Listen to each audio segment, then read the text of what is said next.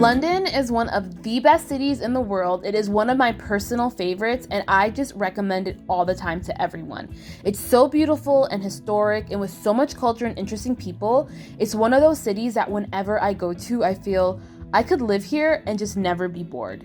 It's such an easy city to navigate, and I often recommend it as a strong starter country to people who are trying to become solo travelers. London is a very safe city, it's clean, it's metropolitan, and if you're a native English speaker, they speak English there too, so it's just gonna make it that much easier. So here are my top 5 recommendations of things to do in London as a visitor.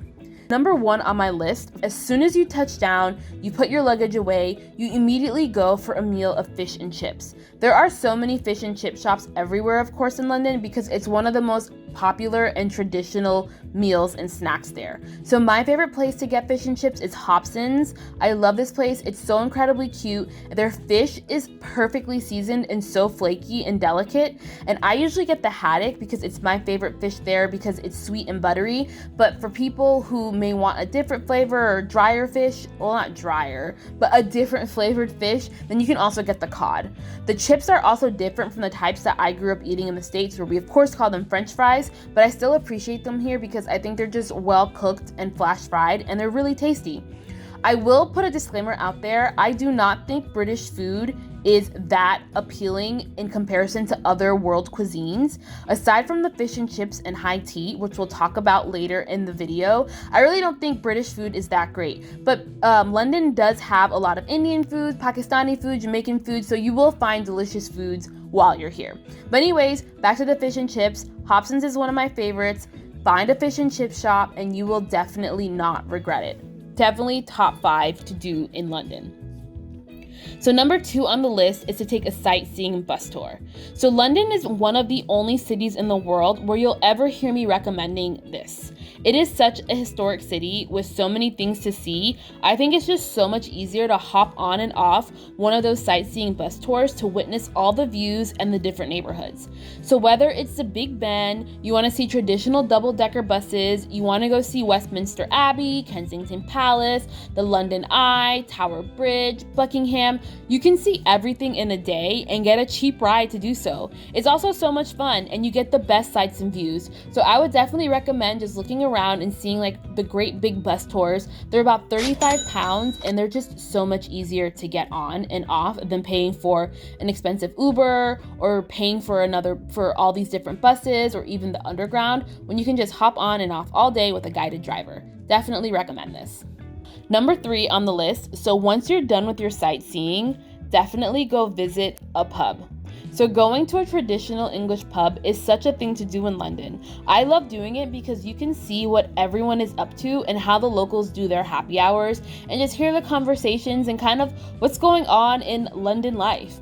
So in addition to the great beers and the ciders and the ales, you can get more traditional British food at pubs. So like I mentioned, I'm not a fan, but whenever I'm in London, I do try to incorporate and participate in the culture as much as possible. So I, go and get a cider or an ale. I also try to get something traditional like an English pie. And it pairs well together. And while I'm there, I'm just sitting there listening to the local conversation and I feel very much part of English culture. So number 3 on my list is definitely go to a pub and you will 100% enjoy it. So number 4 on the list is to see a show on the West End. This is one of my personal favorites. London is so cultural and has a wonderful theater scene.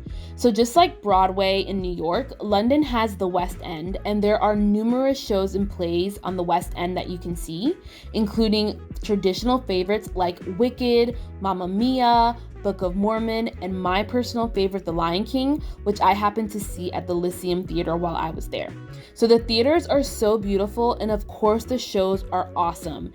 And then once you get into the West End, everywhere there is so beautiful and magical because it's just lit up and lights are everywhere and people are walking around and there's an energy in the air. I would definitely recommend seeing a show on the West End as a top 5 must-do while visiting London. So the 5th and final must-do thing while in London, of course, it's going to high tea. Afternoon tea is a must in London, and there are so many places to go. During my time there, I went to 3 high teas in 4 days because, of course, pinkies up. One of the most popular high teas is the one at Harrod's. It is definitely full of pomp and circumstance and is one of the most traditional tea services. It comes with options to add on champagne or cocktails in addition to your traditional tea service. And your traditional tea service is as British as they get. You get a variety of fancy teas that you can pick which ones you want, and then you get your courses of tea sandwiches, and then you get your clotted cream and petit fours, and then on top you get your desserts, and then scones and clotted cream. It is so wonderful at Harrod's. They also have a live pianist while you're enjoying your time there, and so it's just so fancy and just very, you feel like royalty. It's one of the priciest teas in London, so it's definitely an experience. My favorite tea that I went to was at Claridge's. So Claridge's is such a beautiful hotel, and once you enter, you immediately feel as if you've entered a posh arena of just luxury. The whole entire tea setup is so delicious. You start with tea sandwiches, of course. You start with 3 to 4 different flavors. My favorite was the cucumber and cream cheese, and I also love the egg salad with capers. I thought they were very well made. Then you go on to your second course, which is scones and clotted cream, and those are just the best. Those are my favorite part of tea service because they just taste so good and they pair perfectly with whatever tea you get. I usually get Earl Grey because I'm traditional and think it's just so good with cream and sugar, but there are so many different varieties you can get. You can get orange, peacock, you can get jasmine tea, lavender tea, green teas, fruity teas, hibiscus. There's just so many. You just pick which ones you want and it's just the perfect, lovely afternoon. And then once you're done with your tea and scones and clotted cream, you finish it out with your desserts and your petit fours, and it's just so lovely and delicious. Definitely put on your best outfit and make your way to Claridge's for high tea. You will enjoy every single second. And then the final tea that I attended while I was in London just happens to be my new favorite. It is so lovely. It is run by 3 sisters. Well, it's 2 sisters and a cousin from what I found out when I was there. And it's a beautiful tea in the Hyde Park area called St. Aymes. It is Black owned and it is just stunning. The colors are vibrant and is the most aesthetically pleasing place. There are pinks and blues and purples everywhere, flowers everywhere. It's just such a lovely place to spend an afternoon. Their high tea is fun, and my favorite part about it is that the desserts are more modern. So the desserts are cupcakes and macarons instead of being petit fours, and they're all homemade and they're so incredibly decadent and just delicious. St. Aymes' entire menu was delicious and definitely the most affordable of the 3. It cost £40 for the entire afternoon tea.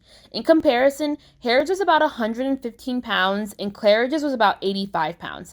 I highly recommend St. Aymes, and I think you should definitely add it to your list of things to do in London. So that's it. These are my top 5 recommendations for London. You'll have the best time by incorporating these items into your next trip. I love London, and now so will you. Thank you so much for watching, and if you found this video enjoyable, please subscribe to this channel. Here, I'll give you 3 seconds to hit the subscribe button. Ready? 1, 2, 3, subscribe. So thank you so much, and I'll see you guys at my next destination. Bye!